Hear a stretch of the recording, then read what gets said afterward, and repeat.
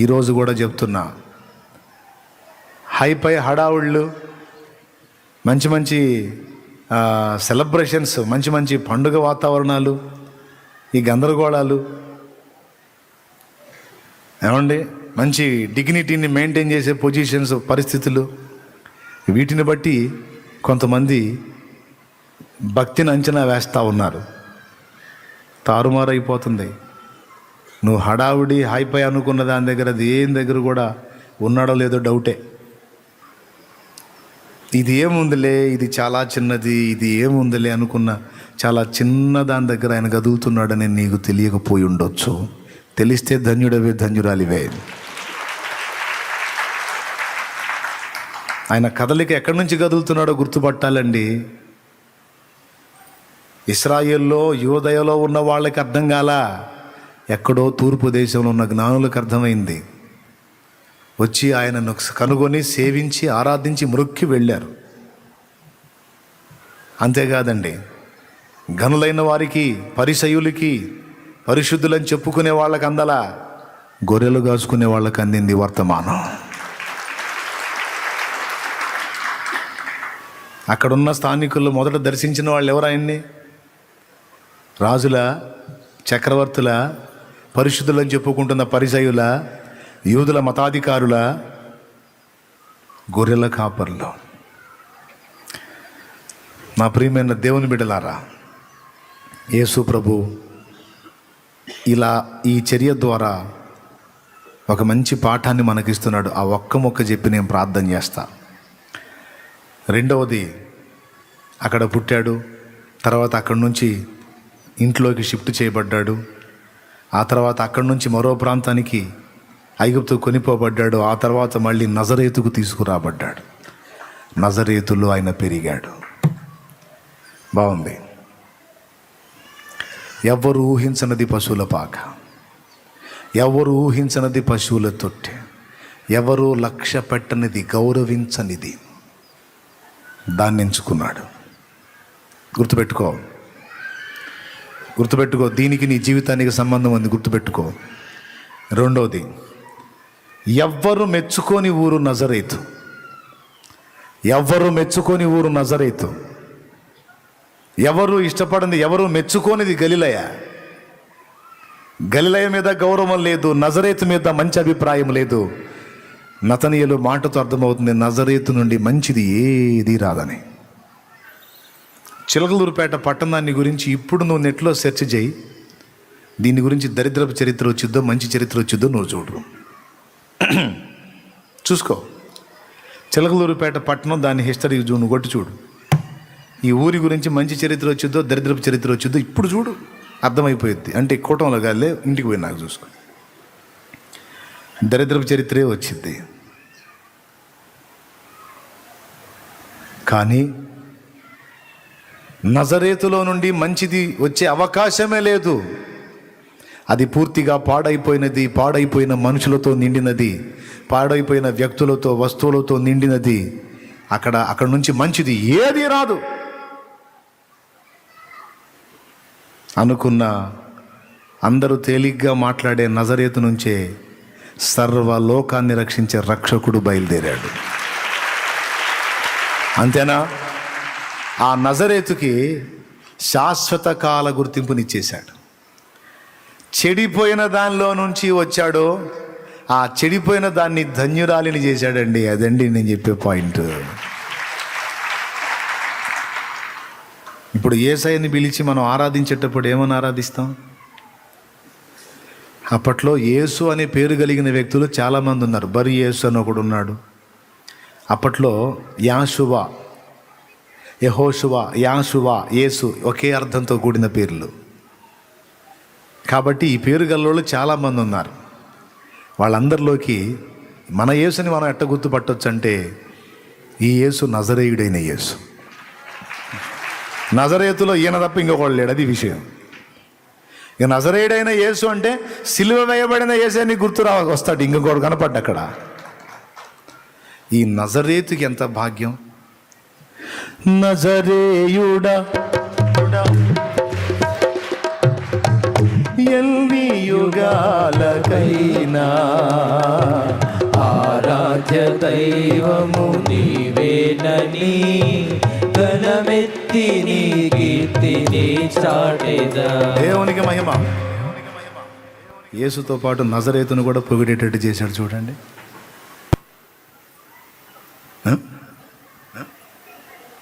గాడిద గొప్ప, గుర్రం గొప్ప. రాజు ఏది కోరుకుంటాడు? మరి ఈ రాజు ఏమి ఎక్కాడు? ఎవడు ఊహించడు. అదే విచిత్రం. వాళ్ళ అంచనాలన్నీ తల్ల కిందులు చేసి చూపిస్తుంటాడు. అది వాళ్ళు ఏదో ఊహించుకుంటారు, ఆయన పోయి ఆడో ఉంటాడు. ఇప్పుడు కొట్టాలి అసలు లెక్క ప్రకారం చప్పట్లు, కానీ కొంచెం డిమ్లైట్ కదా, పర్లేదు. కానీ వాళ్ళు ఎక్కడో ఊహించుకుంటారు, ఆయన పోయి ఆడో కూర్చుంటాడు. గలిలయ దాని జన్మ చరితార్థం చేశాడు. ఏ రీతి స్తుతింతునో, ఏ రీతి సేవింతునో, ఏ రీతి స్తుతింతునో, ఏ రీతి సేవింతునో, నేరములెంచని వాడా నాదు నజరేయుడా, తీరము దాటిన వాడా నాదు గలలీయుడా, నీ ప్రాణమిచ్చితివి నేను నీ వాడనో యేసువా, నా ప్రాణనాథుడా నీదు ప్రాణమిచ్చితివి నేను.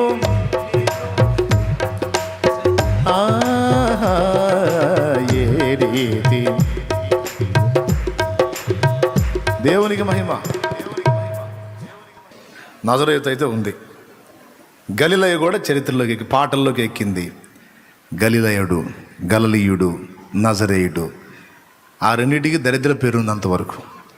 ఇప్పుడు ఆ దరిద్ర పేరుని మార్చిపడేసి ఆయన అందులోని సంచరించి, అందులో ప్రకటించి, అందులో పెరిగి పెద్దవాడైన కారణం చేత నజరేయుడు యేసు. ఆ చెడిపోయిన దానికి మంచిది ఏది రాదు. నతనీయులు చెప్పింది అదేగా, ఆ మంచిది ఏది రాదన్న దానిలో నుండి ఎంత మంచోడు వచ్చాడండి. ఎంత మంచోడు, అంత మించిన మంచోడు ఉన్నాడా? బాగుంది. పుట్టుకలో ఆశ్చర్యం, పుట్టిన స్థలంలో ఆశ్చర్యం, పెరిగిన ఊరిలో ఆశ్చర్యం, ఎక్కిన వాహనం. రారాజువైయుండి రథముల నడుగలేదు, సర్వాధికారి నీవు గుర్రాలు కోరలేదు. రారాజువైయుండి రథముల నడుగలేదు, సర్వాధికారి నీవు గుర్రాలు కోరలేదు. ఏ రాజు కోరని చిన్నగాడిద పిల్లను,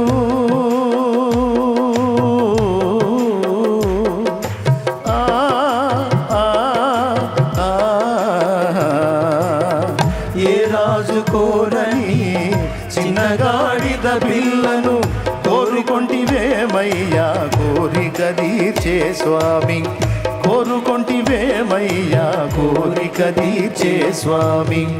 ఎవరు కోరని చిన్నగాడిద పిల్లను ఎన్నుకొంటివయ్యా నీవు యేసయ్యా. విడుదల చేయాలంటూ విలువను ఇవ్వాలంటూ కోరుకొంటివయ్యా నీవు కరుణామయా, కోరుకొంటివయ్యా నీవు కరుణామయా. దేవునికి మహిమ.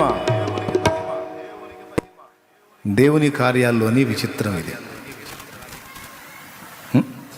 ఇప్పుడు వరుసగా చెప్పుకుందాం. మొట్టమొదటిది పుట్టిన స్థలం, ఎవడు ఊహించని స్థలం. పెరిగిన ఊరు, ఎవరు ఇష్టపడని స్థలం. ఎక్కిన వాహనం, ఎక్కిన వాహనం అండి ఎవడు ఇష్టపడని రాజులు ఎవరు? గుర్రాలు, రథాలు. గాడిద. మన భారతీయ సంస్కృతిలో గాడిదనెక్కి ఊరేగించటం అవమానం.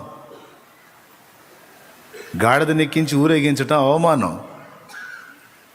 వింత. వదిలే. సరే, ఈయన ఈ పనులు ఎట్లా చేశాడా? ఆయన పిలుచుకున్న వాళ్ళు కూడా చూడండి. ఆయన పిలుచుకున్న వాళ్ళు ఒక్కడు మంచోడు లేడు. అందరూ చెంచలేషులే. అందరూ చెంచలేషులే. ముందే చెప్పా, ఈ మాటకి మీ బ్రతుక్కి లింక్ ఉంటుందని. దేవునికి స్తోత్రం కలుగును గాక. గట్టిగా చెప్పండి, మనస్ఫూర్తిగా చెప్పండి. ఓటం అయిపోతుంది, సంతోషంగా చెప్పండి. అబ్బా సరే, లాస్ట్ది ఏంటి చూడు. 1 కొరింథీ పత్రిక 1వ అధ్యాయము 27వ వచనం చదువు. ఏ శరీరయు దేవుని ఎదుట అతిశయింపకుండునట్లు జ్ఞానులను సిగ్గుపరచుటకు లోకములో నుండి వెర్రి వారిని దేవుడు ఏర్పరచుకొని ఉన్నాడు.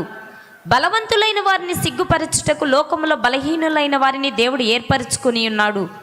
ఎన్నికైన వారిని వ్యర్థము చేయుటకు లోకములో నీచులైన వారిని, తృణీకరింపబడిన వారిని, ఎన్నిక లేని వారిని దేవుడు ఏర్పరచుకొని ఉన్నాడు. ఆ మాటలు ఎప్పుడన్నా ఆలోచించారా? అసలు ఆయన ఏర్పాటును గురించినటువంటి సంగతిని ఎప్పుడన్నా ఆలోచించారా? ఆయన శిష్యులు మీరు గమనించండి. ఒక్కడన్నా పర్ఫెక్ట్గా ఉన్నాడని ఒక్కడిని చూపించండి. మిస్టర్ పర్ఫెక్ట్ ఒకడు ఉన్నాడేమో. పేతురుది ఒక సైకాలజీ, తోమా ఒక టైపు, యోహాను యాకోబులు ఒక టైపు, యోధా ఒక టైపు, ఆంద్రేయ ఒక టైపు, బర్తిలోమే ఒక టైపు, సీమోన్ ఒక టైపు, జలోతి అనబడిన సీమోన్ ఒక టైపు. మొత్తం 12 రకాలు. మనం ఘనంగా చెప్పుకోవడానికి ఒక్కడి దగ్గర కూడా స్థిరత్వం కనపడదు, పరిపూర్ణత్వం కనపడదు. విచిత్రం. ఆయన పుట్టింది విచిత్రమే. ఆయన పెరిగినూరు చెడిపోయినూరే. ఆయన ఎక్కింది విచిత్రమే. ఆయన వాడుకున్నది నాకేం తెలుసు. లోకములో బలవంతులైన వారిని సిగ్గుపరచడానికి బలహీనులను ఆయన ఎన్నుకున్నాడు. జ్ఞానులను సిగ్గుపరచడానికి పిచ్చోళ్ళనే ఎన్నుకున్నాడు. ఎన్నికైన వారిని తృణీకరించడానికి నీచుల్ని, గనుల్ని తృణీకరించడానికి నీచుల్ని, ఎన్నికైన వారిని తృణీకరించడానికి తృణీకరింపబడిన వారిని ఆయన ఏర్పరచుకున్నాడని ఆయన ఏర్పాటును గురించి పరిశుద్ధాత్మదేవుడు పౌలు ద్వారా పలికించాడు. ఈరోజు ఫైనల్గా నీకు ఒక్కటే మాట చెప్తున్నా. పశువుల పాక ప్రపంచం మొత్తంలో గుర్తింపబడింది పుట్టినందుకు. పశువుల పాకలో పసిడి దీపమై పిడికిళ్ళు తెరిచింది నవశకం, పులకించి పలికింది పుడమి స్వాగతం. పశువుల పాకలో పసిడి దీపమై పిడికిళ్ళు తెరిచింది నవశకం, పులకించి పలికింది పుడమి స్వాగతం. ఏం పదాలండి. ఆయన పుట్టుకను చూపిస్తూ ఈ పదం పాడతాడు. పశువుల పాకలో పసిడి దీపం అంటే బంగారు దీపమై పిడికిళ్ళు తెరిచింది నవశకం. అంటే తల్లి గర్భం నుంచి వచ్చేటప్పుడు ఎట్టుంటాడు శిశువు? పుట్టిన వెంటనే ఆయన వచ్చినప్పుడు పుడమి అంటే భూమి పులకించి స్వాగతం పలికిందంట. రాయ్యా రక్షకుడా, నీ ఆగమనం కోసమే చూస్తున్నాను రా. జగమేలు రాజు రాక, జన జీవితాల వెలుగు రేఖ. పశువుల పాకను చరితార్థం చేశాడు. కుడితి తొట్టికి ధన్యతనిచ్చాడు. ఇప్పుడు మీరు చూడండి, ప్రపంచం మొత్తం పెద్ద పెద్ద మందిరాలు మంటపాలు ఏం కట్టరు. అందరూ పశువుల కష్టం, కుడితి తొట్టి. ఏందండి ఏమన్నా పెద్ద పెద్ద కోటలా లేకపోతే భవంతులా? మళ్ళీ ఏమన్నా ఒక దేశం వాళ్ళు చేస్తారా ఈ పని? ఓ రాష్ట్రం వాళ్ళు చేస్తారా? ఓ ప్రాంతం వాళ్ళు చేస్తారా? నో, ప్రపంచ జనాభాలో 60% మంది.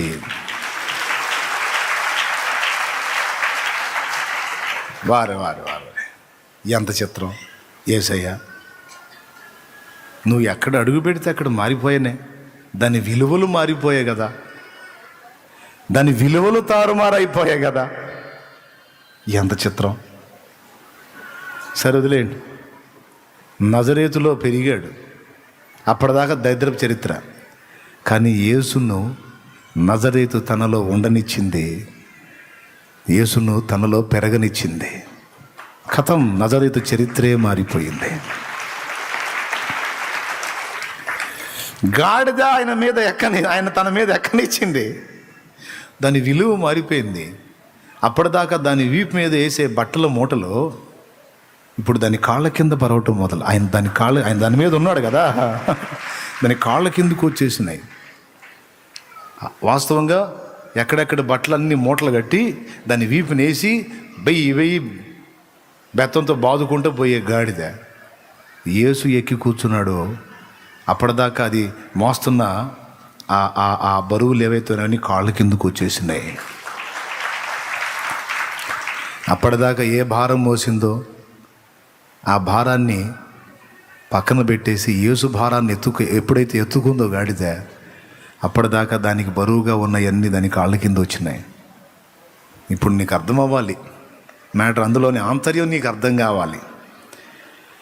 ఎన్నో పాప భారాలతో అడుగు తీసి అడుగు వేయలేక అల్లాడుతున్నావో మనిషి, యేసుని కాస్త పైన కూర్చొనివయ్యా, కాస్త నీలో ఆయనకి అంత చోటు ఇవ్వయా, ఆయన మాటకి ఆయనకి కొంచెం అవకాశం ఇవ్వయా.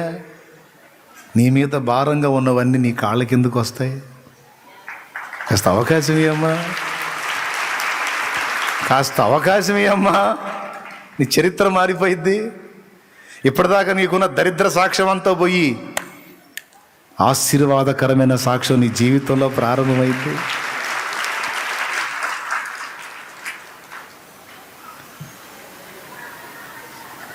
అపోస్తలులు బలహీనులే, కానీ ఎవరికి చోటిచ్చారు తమ హృదయంలో? బలహీనులైన ఆ మనుషులు బలవంతుడైన యేసుకు చోటిచ్చారు. చరిత్ర పుటల్లో వారు నిలిచారు.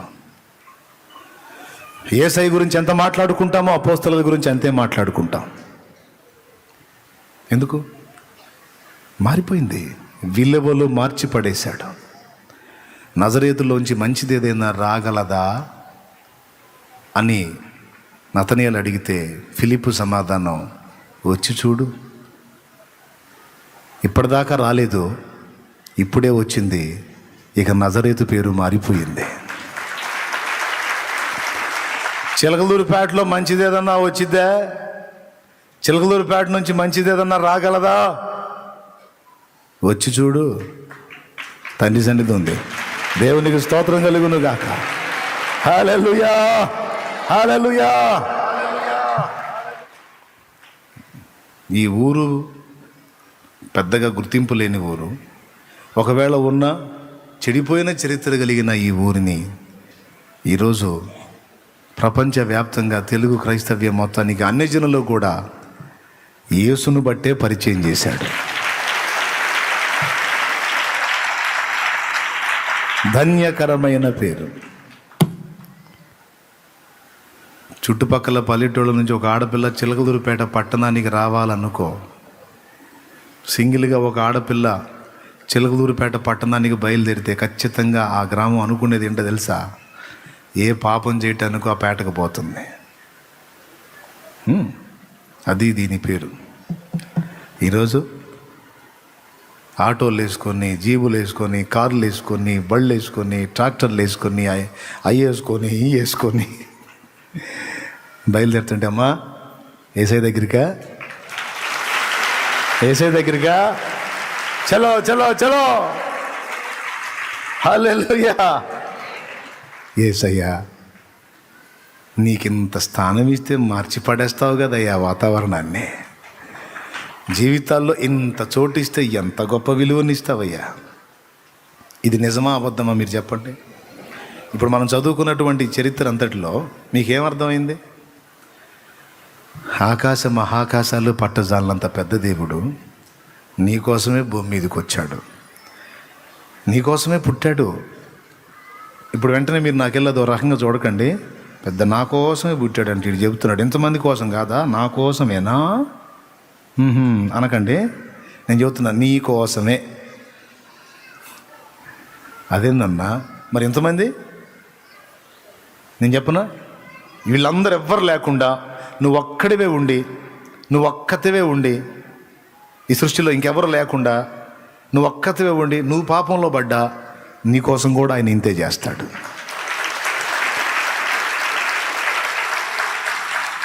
ఇప్పుడు చెప్పు, ఎవరికి వాళ్ళు చెప్పుకోండి. ఎవరి కోసం వచ్చాడండి భూమి మీద? మనిషిగా ఎవరి కోసం పుట్టాడు? ఎవరి కోసం అన్ని బాధలు పడ్డాడు? ఎవరి కోసం చనిపోయి తిరిగి లేచాడు? ఎక్కడ స్థానం అడుగుతున్నాడు? ఆకాశ మహాకాశాలు పట్టజాలంత దేవుడు నీ గుప్పెడంత గుండెలో అంత చోటు అడుగుతున్నాడు ఆయన. నీ చిన్ని జీవితంలో అంత స్థానాన్ని అడుగుతున్నాడు యేసు. ఇచ్చి చూడు, మారిపోయింది నీ చరిత్ర. యేసు పుట్టాడని పండుగ చేసుకోవటం కాదు, యేసు నీ హృదయంలో పుట్టాడో లేదో చూసుకో. యేసు నీ హృదయంలో పుడితే నీ చరిత్ర విప్లవాత్మకంగా మారి తీరుతుంది. ఖచ్చితంగా తారుమారు అయ్యే ఉంటుంది అది. యేసు దగ్గరకు వస్తున్నా కూడా నీ జీవితంలో ఇంకా మార్పులు సంభవించలేదు అంటే ఇంకా సరిగా కనెక్ట్ కాల. నువ్వు యేసుతో ఉన్నావు కానీ యేసుని నీలోనికి రానిలా. కనీసం ఈరోజు ఈ క్రిస్మస్ వేళ ఇకనైనా యేసుకు నీలోనికి రావడానికి అవకాశం ఇస్తే ఈ రోజు నుంచి నీకు, ఇందాక కొన్నిటిని గురించి చెప్పా కదా, నజరేతు చరిత్రను మార్చిపడేశాడని. అపోస్తలలో బలహీనమైన అపోస్తల చరిత్ర మార్చేశాడు. గాడిద మీద ఎక్కి కూర్చొని పైన ఉన్న బరువు దాని కాళ్ళ కిందకు వచ్చేటట్టు చేశాడు. ఈరోజు నీవు మోస్తున్న బరువులను కూడా నీ పాదాల కింద పెట్టగలడు ఆయన. నీ ఇల్లు, నీ కుటుంబం, నీ సమాజం, నీ వారు, నువ్వెంతో ప్రేమించేవారు నిన్ను నానా మాటలు అంటుండొచ్చు. లోకంలో ఫలానోళ్ళు బతుకుతున్నారు, నువ్వు బతుకుతున్నావు, నీదొక బతికేనా? సావరాదు, సావచ్చుగా, నువ్వు సస్యపోయిద్దిగా. ఎందుకు నువ్వు నీలాంటి బతకటం, నీలాంటిది బతకటం? నీచమైన బతుకుతున్నావు, దరిద్ర బ్రతుకుతున్నావు. నీది ఒక బ్రతికేనా అని నిన్ను నానా మాటలు అంటుండొచ్చు, అన్నీ ఉండొచ్చు. ఇంతకుముందు ఆ మాటలు నువ్వు పడి ఉండొచ్చు, లేదా ఇప్పటికీ ఆ మాటలు పడుతూనే ఉంటుండొచ్చు. వాళ్ళు అంటాం కాదు కానీ కొన్ని నా చేష్టలు కూడా అంతే ఉన్నాయని కూడా నువ్వు అనుకుంటుండొచ్చు. నీకు నేను శుభవార్త చెప్తున్నాను, నీ జీవితాన్ని యేసయ్యకి ఇవ్వగలవా? ఇన్ని మాటలు, ఇన్ని అవమానాలు, ఇన్ని ఘోరమైన పరిస్థితులు ఎదుర్కొన్న నీవు నీ చిన్ని హృదయంలో ఆయనకు చోటు ఇవ్వగలవా? ఆయన మాట ఇకనైనా వినగలవా? విని చూడు, చోటు ఇచ్చి చూడు, చెప్పినట్టు లోబడి చూడు. 4 విషయాలు చెప్పాను నేను. ఈ 4 చరిత్ర పుటల్లో నిలిచినట్టు. నంబర్ 1 పశువుల తొట్టె, నంబర్ 2 నజరేతు, నంబర్ 3 గాడిద, నంబర్ 4 అపోస్తలులు. ఈ 4 ప్రపంచ జనాభాలో 60% మందికి బాగా గుర్తింపు వచ్చేసినాయి అన్నమాట, ఘనతకెక్కినాయి. ఒకప్పుడు నేను యేసుప్రభుని ఎరక్క ముందు గాడిద కనపడితే ఒక చులకన భావం ఉండేది నాకు. ఇప్పుడు గాడిద కనపడితే వెంటనే ఆయన గుర్తొస్తున్నాడు. ఎందుకంటే అబ్బా దీనిది ఎంత ధన్యకరమైన జన్మ అని. ఈరోజు నీ గురించి చెప్తున్నాను నేను. యేసుకు నిజంగా నువ్వు హృదయపూర్వకంగా నీ జీవితంలో అవకాశం ఇచ్చావా? ఆయన మాటకు లోబడ్డావా? యేసు నీలో పుట్టాడా? ఇంతకు నువ్వు క్రీస్తులో పుట్టావా? క్రీస్తునందు క్రొత్త జన్మ ఎత్తావా?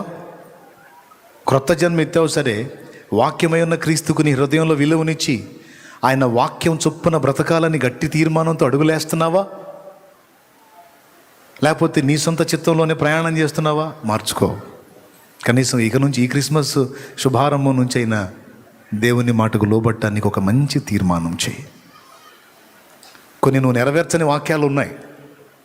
పోయిన క్రిస్మస్ నుంచి ఈ క్రిస్మస్ మధ్యలో నువ్వు చేసిన తీర్మానాలు కొన్ని, రద్దయిపోయిన తీర్మానాలు కొన్ని ఉన్నాయి.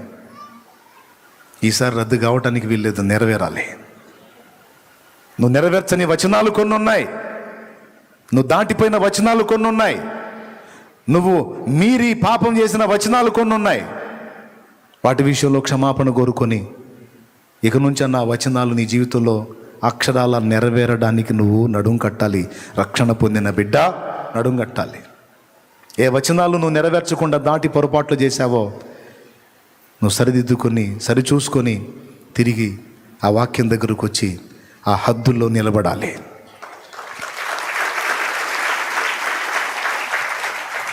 ప్రభువా ప్రభువా అని పిలుచు ప్రతివాడు నా రాజ్యంలో ప్రవేశింపడు కానీ నా తండ్రి చిత్త ప్రకారము చేయువాడే ప్రవేశిస్తాడన్నాడా? నా మాటను లక్ష్యపెట్టని మీరు ప్రభువా ప్రభువా అని నన్ను పిలుచుట ఎందుకు అన్నాడు. ప్రభువా ప్రభువా అంటారు, నేను చెప్పిన మాటకేమో లోబడరు, నా మాటల్ని మీరి బ్రతుకుతారు. మీ మంచి కోసమే కదా చెప్తున్నాను, మీ క్షేమం కోసమే కదా. మీరు నన్ను ప్రభువా అని పిలిస్తే నేనేదో సంబరపడతాను అనుకుంటున్నారేమో, నా మాట వినుండరా అని పిలుస్తున్నాడు. కాబట్టి గతించిన సంవత్సరాల్లో మనం మాటలు మీరి బ్రతికాం. మళ్ళా హద్దుల్లోకి వద్దాం.